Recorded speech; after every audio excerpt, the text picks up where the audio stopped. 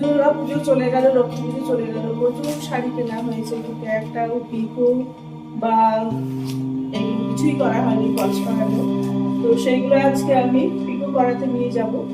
তো তার আগে তোমাদের একটু দেখিয়ে দিই, তোমাদের কেমন লাগলো একটু বলবে। শাড়িগুলো অনেক শাড়ি কেনা হয়েছে, দিদির কতগুলো শাড়ি কেনা হয়েছে। আমি সব টেলার্স থেকেই কিনেছি। এটা একটা হচ্ছে যে প্রিয় শেখ, আমার কালারটা বেশ খুব পছন্দ হয়েছে, এটাও নিয়েছে। আর সেকেন্ড হচ্ছে আর একটা শাড়ি যেটা আছে, এটাও সবই এগুলো সব মলমলের শাড়ি।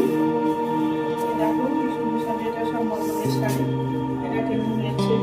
তারপরে দেখো এই শাড়িটাও কেমন হয়েছে, এটাও মলমলের শাড়ি খুব পছন্দ, সেই জন্য এটা হচ্ছে কেমন হয়েছে।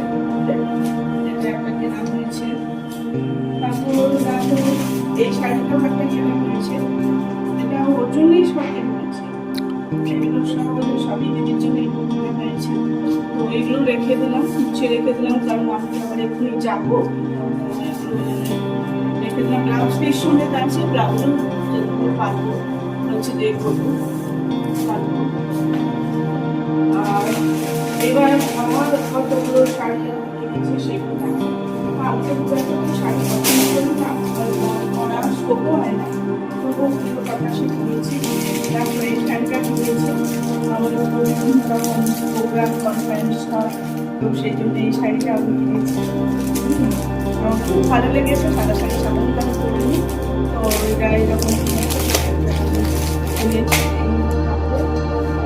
শাড়ি কিনেছি, সেটা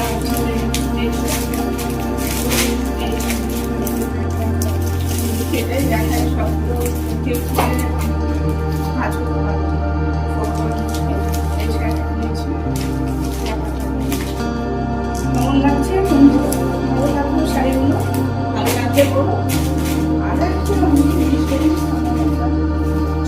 মেয়ে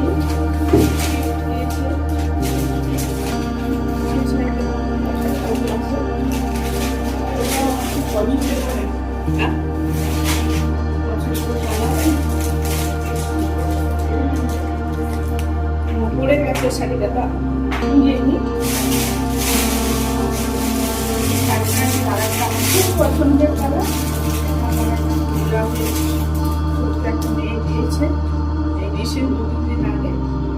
ভাবছি সামনে তো জন্মদিন আছে, তার আগে যদি মানে আমি ব্লাউজ বা কিছু বানাতে পারি, এই শাড়ি কালারটা খুব সুন্দর লেগেছে, এইভাবে কিনলাম। তো আজকে এইখানেই রাখি, তোমাদের কেমন লাগলো একটু কমেন্ট করো।